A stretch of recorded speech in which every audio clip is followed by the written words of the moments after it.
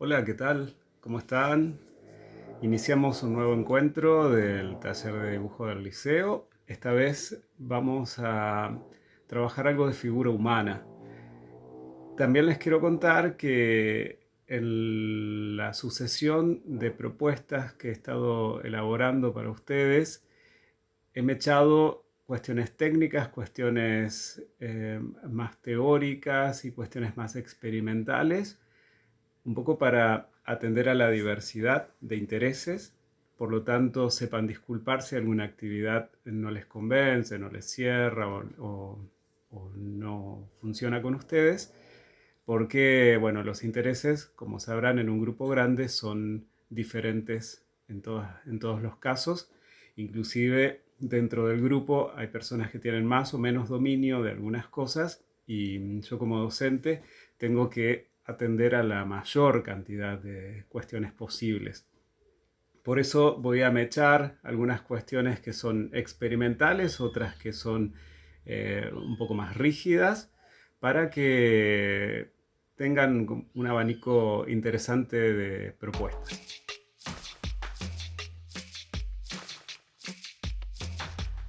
Vamos a trabajar en esta ocasión con uno de los cánones de figura humana. ¿Por qué les digo uno de los cánones? Porque hay varios y todos son aplicables a diferentes estilos y a diferentes épocas de la historia del arte de la humanidad, y también depende de la zona, región o continente y cultura en la que se haya desarrollado el canon.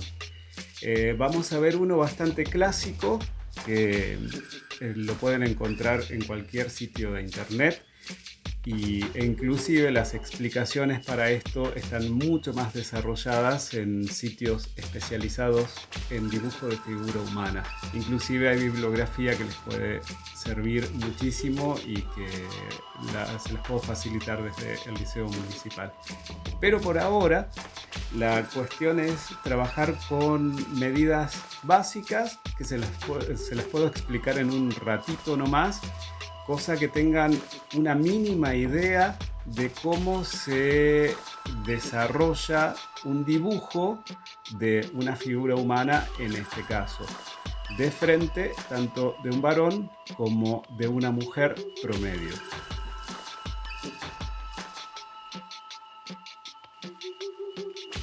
Como les dije antes, hay varios cánones. En este caso les voy a mostrar el canon de 8 cabezas.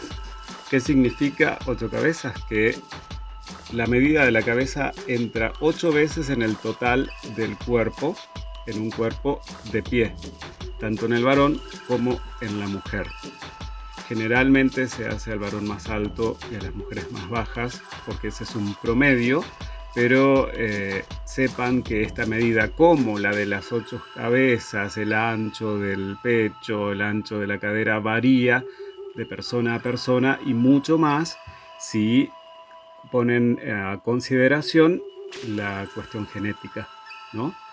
Entonces, para empezar a trabajar, les voy a recomendar, tengo un bichito ahí que anda dando vueltas, les voy a recomendar, si tienen una regla, si no, no importa, vamos a hacer entonces un rectángulo, lo vamos a dividir al medio y a ese rectángulo vamos a dividirlo en 8 partes iguales, que les queden cuadraditos, entonces a ambos lados. Eligen la medida ustedes de acuerdo con la hoja que tengan. Yo les recomiendo trabajar en una hoja borrador y que esto les quede como un estudio.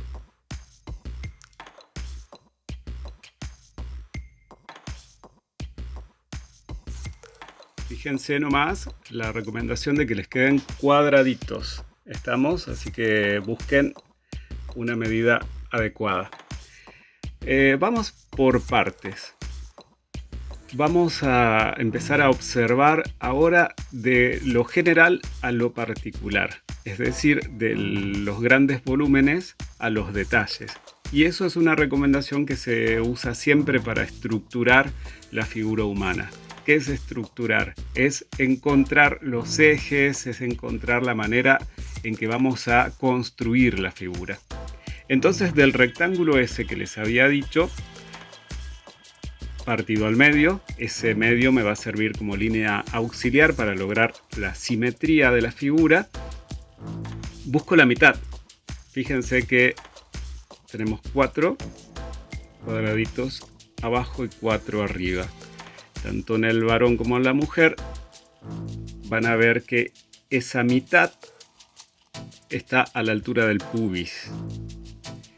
Entonces el pubis va a ser el centro del total del cuerpo en una figura de pie. Después, entonces esa sería la mitad. Es lo primero que les convendría marcar. Después, fíjense que la mitad de la parte inferior está debajo de las rodillas, a la altura de las rodillas, de las rótulas, ¿no? En la base de las rótulas. Entonces ya tenemos de la mitad del total, tenemos el pubis. De la mitad de la parte inferior, la altura de las rodillas. Y la mitad de la parte superior, a la altura de las tetillas, en el caso del varón, o un poquito más abajo de la axila. Observen ahí, un poquito más abajo nada más. Y en la mujer, por la gravedad de los senos, que se distienden un poco y bajan, está a la altura más o menos de las axilas. Un poquitito más abajo que las axilas. Entonces ahí tenemos nuestra primera mitad, la segunda mitad, y después subdividimos en partes iguales esas mitades, es decir, a la mitad de la pantorrilla, teniendo en cuenta los pies, más o menos, un poquito más abajo es a la mitad de los muslos, más o menos a la mitad, acá pasa el ombligo, un poquito más abajo, y fíjense que el mentón, en el caso de la mujer y en el varón, marcan la mitad de esta parte.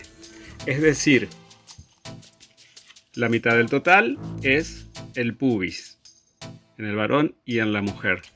Después de la parte inferior, la mitad es la zona de las rodillas, debajo de las rótulas, y en la parte superior, un poquito debajo de las axilas, en el caso de los varones a la altura de las tetillas, un poquito más arriba, este tiene las tetillas bastante altas, y en el caso de la mujer, un poquito más abajo de la zona de las axilas. Bueno, ahí tienen las medidas básicas.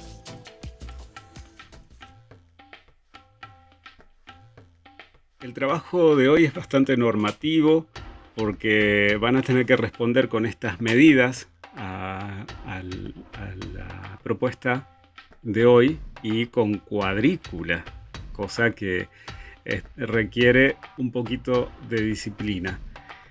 ¿Qué les va a permitir esto de la cuadrícula? Medir cosas, analizar cosas muy interesantes. Como les dije antes, la mitad del total del cuerpo está a la altura del pubis. Pero observen estos detalles. El ombligo está, o los codos, como por donde quieran empezar, están a la misma altura. O sea, los codos se hacen más o menos a la altura del ombligo. El ombligo está levemente más abajo y eso cambia de persona a persona, ¿no? Después observen las manos. Las manos llegan hasta la mitad del muslo más o menos. Pueden observar que llega casi hasta la mitad de este sector.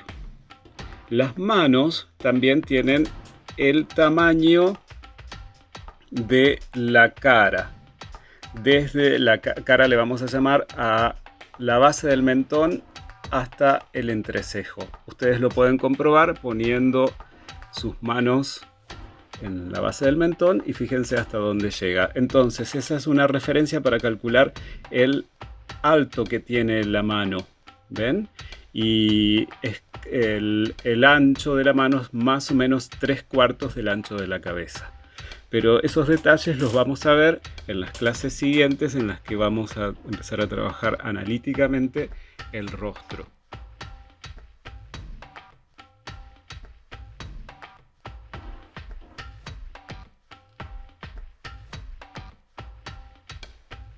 Sé que este trabajo va a ser bastante difícil para las personas a las que les gusta trabajar con mayor libertad. pero tómenselo como un ejercicio de observación y aprendizaje.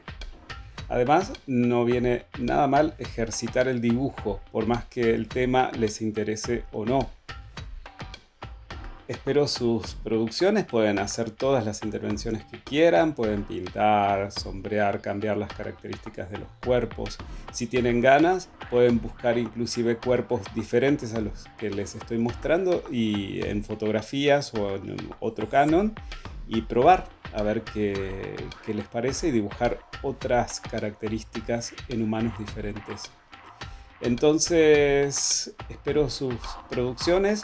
Lo que les recomiendo es trabajar con lápiz solamente para poder hacer las correcciones. Empiecen suavecito con el lápiz y cuando hayan logrado el trazo que les gusta, ahí lo remarcan y queda más tipo boceto. Les pido algo más tipo boceto, no necesariamente una obra terminada. Recuerden, hay cosas que son ejercicios solamente en el taller. No siempre tienen que poner la presión de realizar una obra de arte. Espero que se diviertan y que prueben y que experimenten y que estudien. Les dejo un abrazo grande.